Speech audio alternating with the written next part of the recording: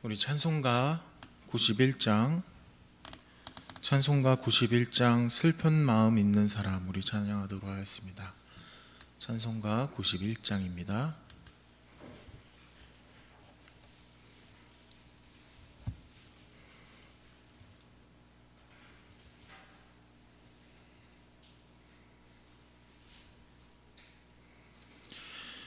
슬픈 마음 있는 사람 예수 이름 믿으면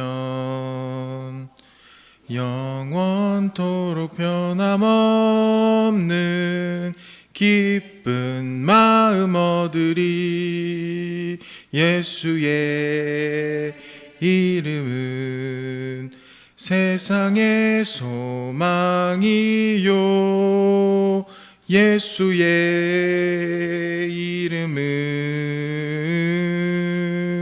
천국의 기쁨일세. 거룩하신 주의 이름 너의 방패 삼으라. 환난 시험 당할 때에 주께 기도드려라. 예수의 이름은 세상의 소망이요 예수의 이름은 천국의 기쁨일세. 존귀하신 주의 이름 우리 기쁨 되도다. 주의 품에 안길 때에 기뻐 찬송 부르리. 예수의 이름은 세상의 소망이요 예수의 이름은 천국의 기쁨일세. 우리 갈 길 다 간 후에 보좌 앞에 나아가 왕의 왕께 경배하며 멸류관을 드리리. 예수의 이름은 세상의 소망이요 예수의 이름은 천국의 기쁨일세. 아멘. 다 같이 사도신경으로 신앙 고백하도록 하겠습니다. 전능하사 천지를 만드신 하나님 아버지를 내가 믿사오며 그 외아들 우리 주 예수 그리스도를 믿사오니 이는 성령으로 잉태하사 동정녀 마리아에게 나시고 본디오 빌라도에게 고난을 받으사 십자가에 못 박혀 죽으시고 장사한 지 사흘 만에 죽은 자 가운데서 다시 살아나시며 하늘에 오르사 전능하신 하나님 우편에 앉아 계시다가 저리로서 산자와 죽은 자를 심판하러 오시리라. 성령을 믿사오며 거룩한 공예와 성도가 서로 교통하는 것과 죄를 사하여 주시는 것과 몸이 다시 사는 것과 영원히 사는 것을 믿사옵나이다. 아멘. 우리가 오늘 이 시간에 함께 들을 하나님의 말씀은 요한일서 1장 1절에서 4절까지의 말씀입니다. 요한일서 1장 1절에서 4절 신약성경 388페이지입니다.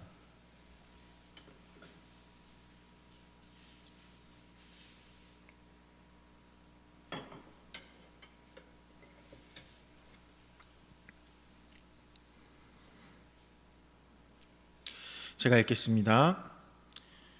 태초부터 있는 생명의 말씀에 관하여는 우리가 들은 바요, 눈으로 본 바요, 자세히 보고 우리의 손으로 만진 바라. 이 생명이 나타내신 바 된지라. 이 영원한 생명을 우리가 보았고 증언하여 너희에게 전하노니 이는 아버지와 함께 계시다가 우리에게 나타내신 바 된 이시니라. 우리가 보고 들은 바를 너희에게도 전함은 너희로 우리와 사귐이 있게 하려 함이니 우리의 사귐은 아버지와 그의 아들 예수 그리스도와 더불어 누림이라. 우리가 이것을 쓰면 우리의 기쁨이 충만하게 하려 함이라. 아멘. 기도하겠습니다. 하나님 아버지, 우리가 오늘도 이 새벽에 나와서 주님의 말씀을 듣습니다. 우리가 이 말씀을 들을 때에 우리가 정말 주님과의 그 영원한 사귐에 더욱더 들어가고, 또한 그 사귐 속에서 아버지와 예수 그리스도의 그 사귐 속에서 주님을 누릴 수 있도록 은혜 더하여 주시옵소서. 주님께서 오늘 이 시간 가운데 함께 하실 줄 믿사오며 살아계신 예수님의 이름으로 기도합니다. 아멘. 오늘도 이 새벽에 기도의 자리에 나오신 여러분들을 예수님의 이름으로 환영하고 축복합니다. 우리 옆에 분들과 함께 인사하도록 하겠습니다. 축복합니다.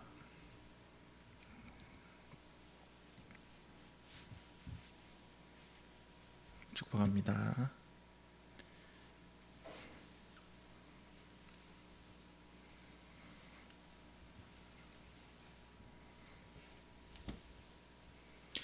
오늘 읽은 이 요한 1서 말씀의 저자는 누구일까요? 우리가 너무나도 당연하게 이 요한 1서의 저자가 요한이라는 것을 알고 있습니다. 왜냐하면은 이 편지의 이름 자체가 요한 1서니까요. 하지만 성경학자들은 이 당연한 것을 다시 한번 의심을 해봅니다. 왜냐하면 뭔가 조작됐을 수도 있고 뭔가 추가가 됐을 수도 있으니까요. 그런데 이 편지는 요한이 썼다고 생각할 수밖에 없는 그 수많은 증거들이 편지 곳곳에 있습니다. 우리가 방금 읽은 그 1절 말씀만 봐도 태초부터 있는 생명의 말씀이라고 표현하고 있습니다. 뭔가 너무 익숙한 느낌이 드는 표현입니다.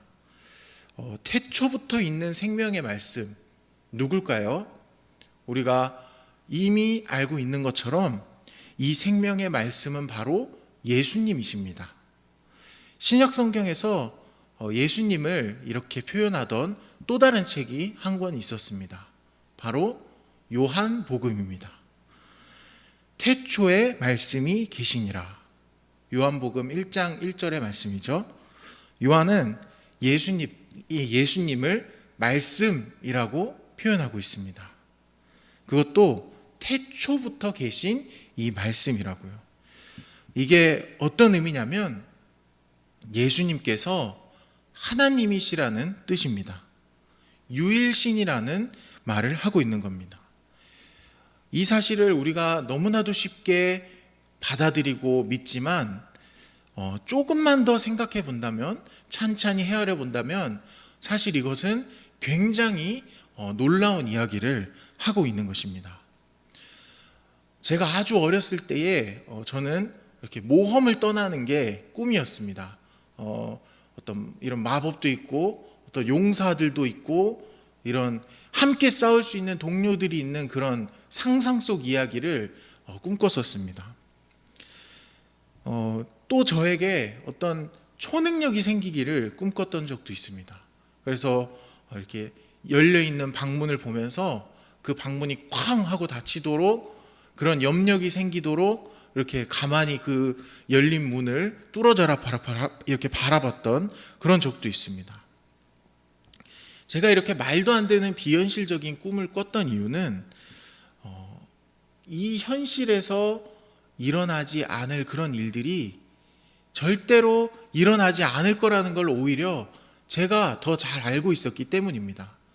그 일이 일어나지 않을 일이기 때문에 제가 그 일을 더욱더 바랬던 것입니다. 또 지금처럼 이렇게 컴퓨터 그래픽이 발달했던 적이 없었습니다. 이제는 영화 속에서 우리가 구현해내지 못하는 것들이 없습니다. 사람들은 상상 속 장면들을 영화를 보면서 그 안에서 대리만족을 합니다. 그 이유 역시 영화 속에서 일어나는 그 일들이 현실에서는 일어날 수 없는 일이기 때문입니다.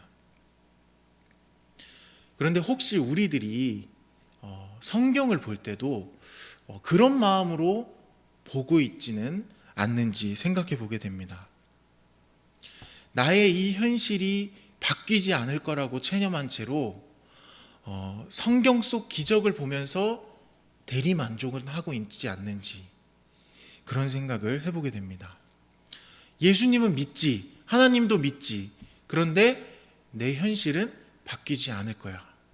이런 생각을 하면서 내가 정해놓은 어떤 딱 그 정도의 기도 제목의 한계선을 정해놓고 그 이상을 구하지 않는 그런 모습이 있지는 않는지 한번 생각해 보게 됩니다. 그러나 예수님께서 하나님이시라는 이 사실은 실로 엄청난 사건이 인류 역사에 일어났다는 것을 의미합니다. 불과 2000년 전에 예수라고 하는 유대 청년이 살고 있었고, 그 유대 청년은 수많은 사람들을 선동하다가 십자가에서 모함을 받아 죽었습니다. 그런데 그 청년이 알고 보니까 이 온 세상을 홀로 창조한 유일신이라는 것입니다. 여러분은 이 사실을 정말로 진심으로 믿으십니까?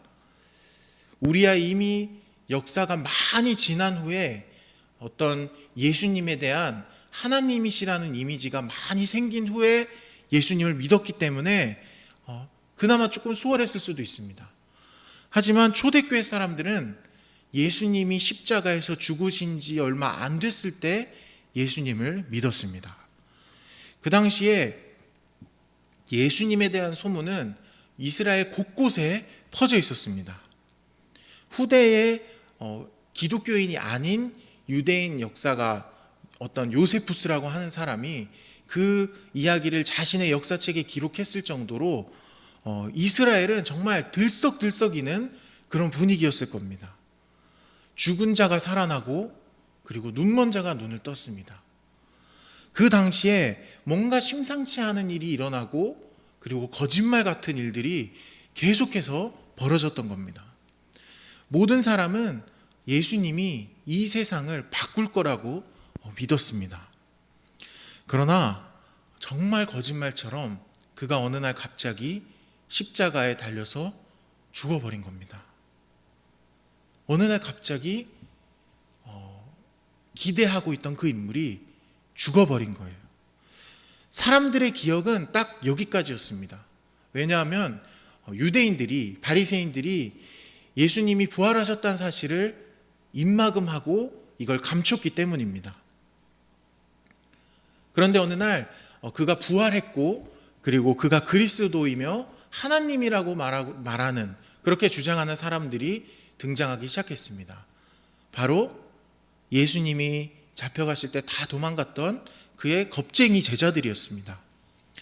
여러분은 이 분위기를 봤을 때 이 초대교회의 사람들이 예수님을 믿는 것이 과연 쉬웠을까요? 예수님께서 예수님을 믿는 이 길이 좁은 길이라고 하신 것은 괜히 하신 말씀이 아닙니다. 좁은 길이라는 것은 좁고 협착하다는 뜻입니다. 좁고 협착해서 그곳을 찾는 이가 적다는 말씀입니다. 예수님께서 찾는 이가 적다고 하셨습니다. 찾는 이가 적기 때문에 이 길이 좁은 길인 것입니다. 예수님을 믿는다는 것은 사실은 굉장히 어려운 일인 겁니다. 우리의 머리로는 이해할 수 없는 일이 벌어진 것이니까요. 어떻게 보면 이 말도 안 되는 것을 믿는 것이 바로 예수님을 믿는다는 것입니다. 믿는 걸로 끝나지 않고 때로는 이 믿음 때문에 우리가 생명을 내놓아야 하는 그런 일들도 벌어집니다. 이 요한일서가 쓰여졌던 이 당시의 상황이 바로 그랬습니다. 혼란과 두려움 속에서 수많은 사람들이 교회를 떠나갔습니다. 떠나갈 뿐 아니라 자신의 입맛에 맞는 대로 기독교를 바꾸고 또 원하는 대로 믿는 사람들이 등장했습니다. 예수님을 믿는 교회도 흔들리기 시작했습니다. 왜냐하면 진리를 믿고 있는 우리들은 자꾸 쇠퇴하는데 비진리를 믿는다고 하는 저 사람들은 자꾸 부흥했기 때문입니다. 그러나 예수를 버린 교회는 비진리입니다. 예수님이 주인공이지 않은 교회는 비진리입니다. 예수님을 성경대로 믿지 않는 교회도 비진리입니다. 그런데 사람들이 왜 이 비진리에 모여들었을까요? 왜냐하면 그 비진리인 기독교가 본인들이 믿기에는 편했기 때문입니다. 또한 그게 본인들의 생각하기에 자기 생각에 만족스러웠기 때문입니다. 반대로 예수를 믿는다는 것은 비주류에 속하는 것입니다. 손해보는 것입니다. 상식적으로는 이해할 수 없는 그런 것들을 위해서 자신의 생명을 내어놓는 것입니다. 그럼에도 오늘 요한은 이렇게 말합니다. 요한일서 1장 3절을 제가 읽도록 하겠습니다. 우리가 보고 들은 바를 너희에게도 전함은 너희로 우리와 사귐이 있게 하려 함이니 우리의 사귐은 아버지와 그의 아들 예수 그리스도와 더불어 누림이라. 우리가 누리는 이 영원한 사귐에 초대합니다. 이 영원한 사귐에 초대합니다. 이 사귐은 우리 아버지와 예수 그리스도와 더불어 함께 누리는 것입니다. 이 영원한 사귐에 초대합니다. 라고 말하고 있습니다. 요한이 어떻게 그렇게 수많은 사람들이 떠나가고 또한 많은 사람들이 자기 입맛대로 기독교를 바꾸고 그리고 그 비진리가 부흥하고 있는 이 상황 속에서 어떻게 이렇게 당당하게 말할 수 있었을까요? 왜냐하면 그는 목격자였기 때문입니다. 그의 증언을 한번 들어보겠습니다. 1절을 보면 태초부터 있는 생명의 말씀에 관하여는 우리가 들은 바요 눈으로 본 바요 자세히 보고 우리의 손으로 만진 바라. 그는 예수님이 자신을 부르는 그 따뜻한 음성을 들었고 또 사람들을 향해서 사랑이 담긴 미소를 짓는 그 예수님의 얼굴도 봤고 또 우리랑 똑같은 온기가 느껴지는 육체를 가지신 예수님을 만져봤습니다. 요한이 요한복음에서 스스로를 어떻게 별명으로 칭하는지 혹시 아십니까? 요한은 스스로를 예수가 사랑하시는 제자라고 표현합니다. 저는 오늘 요한일서 1절 말씀 속에서 어떤 요한의 예수님을 향한 그리움을 느낍니다. 마지막 만찬 때도 요한은 예수님의 품에 기대에 있었던 예수님께서 사랑하시는 제자였습니다. 그리고 예수님을 사랑하는 제자였습니다. 30대 무렵이었던 그가 이제는 백발 노인이 되었습니다. 그는 아직도 잊혀지지 않는 그의 목소리와 그리고 그의 얼굴과 그의 온기를 지금 증언하고 있는 것입니다. 그의 증언을 더 들어보겠습니다. 2절 이 생명이 나타내신 바 된지라. 이 영원한 생명을 우리가 보았고 증언하여 너희에게 전하노니 이는 아버지와 함께 계시다가 우리에게 나타내신 바 된 이시니라. 요한은 다시 한번 그를 보았다라고 증언합니다. 이 짧은 4절의 본문에서 요한은 그를 보았다, 들었다 이런 표현을 3번이나 반복해서 사용합니다. 그 이유는 그 당시에 아까 말씀드렸던 그 부흥했던 그 비진리인 기독교 이단이 있었습니다. 그 기독교 이단이 수많은 교회에 속한 사람들을 다 뺏어갔습니다. 근데 그 기독교 이단들이 주장하는 것이 무엇이었냐면 예수님께서 육체로 오시지 않았다라는 것이었습니다. 그들은 예수님께서 육체로 세상에 오셨다라는 것을 부인했습니다. 왜 부인했냐면 예수님이 육체로 오신 것을 부인해야만 본인들이 육체의 더러움, 육체의 불필요함, 육체의 무의미함을 정당화시킬 수 있었기 때문입니다. 육체가 무의미하고 불필요해야만 예수님을 믿으면서 포기해야 했던 그 세상적인 즐거움, 그리고 육체적인 쾌락을 육체를 타락시켜서 영혼을 거룩하게 한다는 변명으로 즐길 수 있었기 때문입니다. 그들은 예수님을 위해 예수님을 믿는 것이 아니라 자기 자신을 위해서 예수님을 믿는 사람들이었습니다. 그러나 요한은 예수님께서 육체를 입고 오셨다는 것을 반복해서 이야기합니다.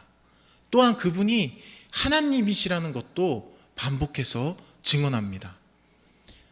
사실 이것은 변명의 여지 없이 이것을 믿는 사람들에게 불편한 삶이 예고되어 있다는 것을 말하는 것입니다. 예수님께서 육체로 오셨다는 것은 그가 육체를 입고 불편하고 또한 거룩하게 살았던 것처럼 우리도 그 삶을 따라가야 한다는 것을 뜻합니다. 또한 그분이 하나님이시라는 것은 세상이 미련하다고 여기는 이 진리를 위해서 생명을 내어놓아야 한다는 것을 뜻합니다. 그러나 아까 우리가 살펴본 3절의 말씀처럼 바로 여기에 세상이 알지 못하는 영원한 사귐의 기쁨이 있습니다. 예수님께서 하나님이시라는 것을 믿는 순간 우리는 이 세상이 보이는 것만이 다가 아니라 더 넓은 차원의 세계가 있다는 것을 깨닫게 됩니다. 저 어디엔가 상상 속 이야기하는 비교도 안 될 정도로 흥미진진한 이야기 속에 내가 들어가 있다는 것을 알게 됩니다. 또 저 누군가의 어떤 초능력과는 비교도 안 될 정도로 큰 권능이 나와 함께하고 있다는 것을 알게 됩니다. 육체가 주는 쾌락과는 비교가 안 될 정도로 진정한 쾌락이 예수님께 있다는 것도 우리는 알게 됩니다. 또한 비진리의 부흥과 그리고 악인의 성공과는 비교가 안 될 정도로 놀라운 그 상급이 나에게 준비되어 있다는 것 역시 알게 됩니다. 이 사귐은 아버지와 그의 아들 예수 그리스도와 더불어 누리는 것입니다. 세상에서 버림받아도 난 절대로 혼자가 아니라는 것도 알게 됩니다. 저는 오늘 이 새벽 이 영원한 사귐에 여러분들을 초대합니다. 예수님은 구원받을 때만 필요한 분이 아닙니다. 예수님은 오히려 그 이후에 더 굳게 붙들어야 하는 분입니다. 왜냐하면 예수님을 믿는다는 것은 세상이라고 하는 그 편한 안전벨트를 우리가 풀고 우리를 향해서 팔을 벌리고 있는 예수님께 맨몸으로 우리가 뛰어내리는 것이기 때문입니다. 어떠한 안전장치도 없습니다. 우리한테는 두 팔을 벌리고 계시는 예수님밖에 없습니다. 주님이 나를 받으실 것을 믿고 다 내려놓고 아래로 뛰어내리는 것이 바로 예수님을 믿는 것입니다.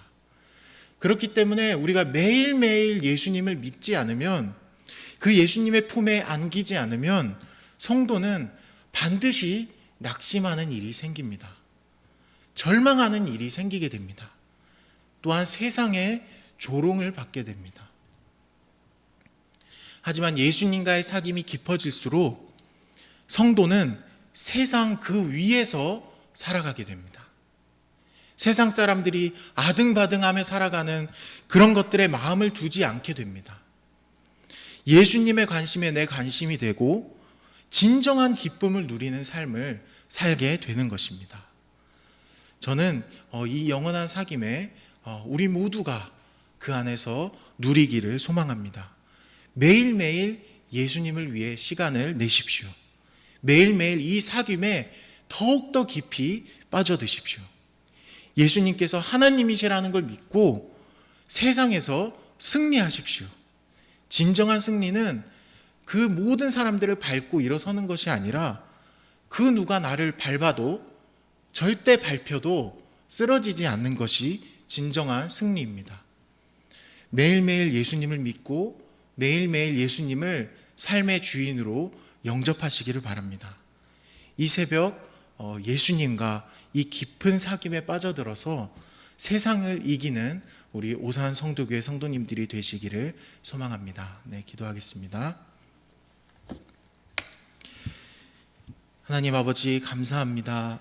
우리가 이 요한일서 말씀을 통하여서 우리를 초대하시는 주님의 그 초대하심을 보았습니다. 우리가 정말 이 세상 가운데서 정말 지치고 이리저리 치이지만 정말 주님께서 예배하시고 기다리고 계신 그 사귐의 공간에서 우리가 주님을 누리고 주님과 더욱더 기뻐하기를 소망합니다. 우리가 가지고 있는 그 모든 기도 제목과 또한 마음의 어려움들을 주님께서 헤아리실 줄 믿사오며 살아계신 예수님 이름으로 기도합니다. 아멘. 하늘에 계신 우리 아버지여, 이름이 거룩히 여김을 받으시오며 나라의 임하옵시며 뜻이 하늘에서 이룬 것 같이 땅에서도 이루어지이다. 오늘날 우리에게 일용할 양식을 주옵시고 우리가 우리에게 죄 지은 자를 사하여 준 것 같이 우리 죄를 사하여 주옵시고 우리를 시험에 들게 하지 마옵시고 다만 악에서 구하옵소서. 대개 나라와 권세와 영광이 아버지께 영원히 있사옵나이다. 아멘.